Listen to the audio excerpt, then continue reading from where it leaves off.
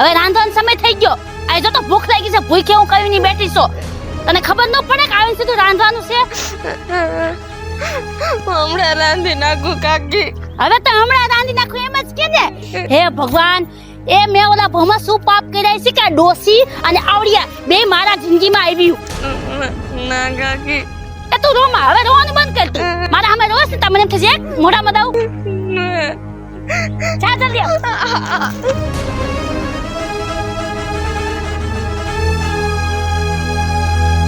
આ બેનું શું કરું ને મને કઈ સમજણ નથી પડતી.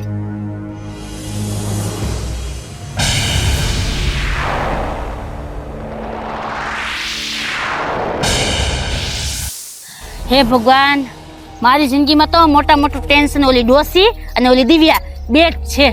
તો એ માસી એને ઘરમાં સલાહ રાખી છે, એને ઘરની બહાર કાઢી નાખો.